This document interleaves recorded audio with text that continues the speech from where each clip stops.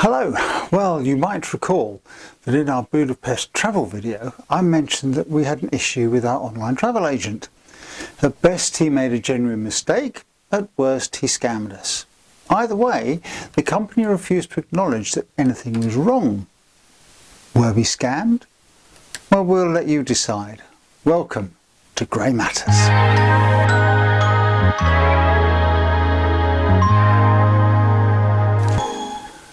Welcome to Grey Matters, the channel that promotes the fact that the older generation still matters and looks at issues that matter to the older generation. Thank you for joining us. Now, were we scammed? Let's give you some background. We booked our 4-night trip to Budapest with an online travel agent. I'm not going to mention its name, but he seems to have an association with bees. And that's probably not as cryptic as it sounds if you ever trawl the special holiday deals available online. The base price was $554 for the two of us, including flights. However, the agent told us that the booking included a very basic room with no views or amenities, such as tea and coffee making facilities or a TV.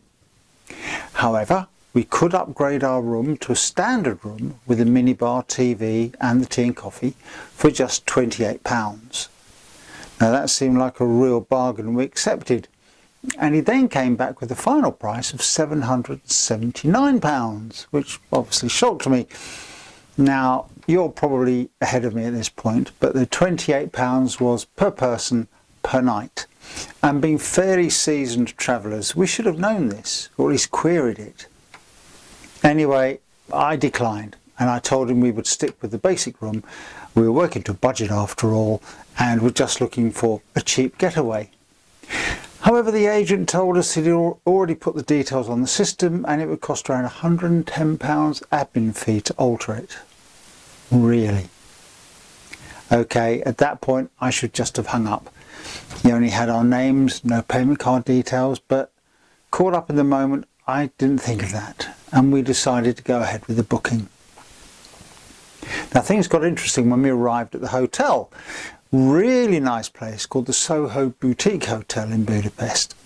And it transpired they only have standard rooms, plus a couple of suites. So an upgrade was impossible as they don't have any basic rooms. All the rooms have a minibar, TV, hairdryer, etc. but none of them, apart from the suites, have the tea and coffee making facilities. So all the information supplied by the agent was incorrect. But incidentally, we noticed that other online agents, such as Booking.com, also state the rooms have tea and coffee making facilities, so I don't know where they're getting their information from. Now the travel agent booked the room via Beds Online. So maybe this upgrade information came from them. We just don't know. Either way, we'd paid for a non-existent upgrade. So what happened?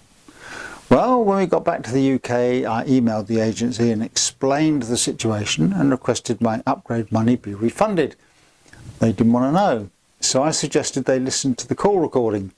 And unbelievably, they emailed back saying, "We have verified your call recordings and found that your room was upgraded from a basic room to a guaranteed standard double room." I've lost count of the number of times I told them there was no such thing as a basic room at that hotel. The emails went back and forth for a while and they just couldn't grasp or didn't want to admit there were no basic rooms, so an upgrade was impossible. And eventually they offered us a £20 voucher each to retain us as valuable customers. Well, at this point I threatened them with legal action. I wrote to the head office, which is shown on their website as being in Wimbledon. However, looking at the premises, I think it may just be an accommodation address. Unsurprisingly, I heard nothing back. So a quick check with Companies House showed the true registered address is in Birmingham and listed a number of directors. So I fired off a letter to them, but it turns out this is just a private house, and again I heard nothing. The small claims process used to be easy. Today it's more complicated than it used to be, and they insist that you go to mediation first, and that's not cheap and it takes time. So instead we applied for a chargeback on our credit card. Now, if you don't know what a chargeback is, let me explain. If you buy something with your Visa, MasterCard, Amex card or debit card and you don't receive it, or for one of the reasons on screen now, then you can request for them to reverse the transaction and refund your money.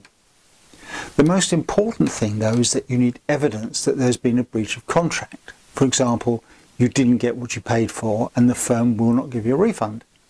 And our situation fell firmly into that category. You must try and get a refund from the firm first before you try to get a chargeback. Now, chargeback isn't enshrined in law, but it's an avenue created by the credit card companies to offer their customers an increased level of protection. And do remember that it's not an entitlement and the company is free to reject your request. That said, in our case, they refunded the entire £224. So what lessons can be learned from this? Most importantly, do your homework, which we hadn't done, even before contacting a travel agent. Look up the hotel's website, read up about the facilities and room types and the amenities they provide on site and in the rooms. And if we'd done that, we'd have known all the rooms at our hotel were the same and we wouldn't have fallen for that upgrade. Also, visit Trustpilot and TripAdvisor to check not just on the hotel, but also on the online agency you plan to use. Now, if we'd done that, judging by the appalling reviews, we wouldn't have touched them with a barge pole. Well, obviously if you've got a complaint, then you need to write to the travel agent. You may have some recourse through ABTA or through your travel insurance. And don't forget though that most travel agencies will record the phone conversations, and under data protection regulations you can send in a subject access request for a copy of the recording. Well, what do you think? Do you think we were conned? It's unlike us not to have been fully prepared, but on this occasion we fell short in our preparations, but at least we were able to resolve it. Whether we were scammed, whether it was human error, I don't know. What do you think? Let us know in the comments and tell us if you might have done anything differently. I'd be really pleased to hear your thoughts on this. So that's it, thank you. Coming up on our next edition, we'll be looking at 14 anti-inflammatory foods that you might find to be very useful. Don't write that off as something boring, because they are important, particularly as you get older. And we're also taking a trip to Lisbon and Sintra in Portugal in a couple of weeks. And I'll be reporting back on that in due course in another travel special. So that's it. Thank you for joining us. Let us know what you think. Were we scammed?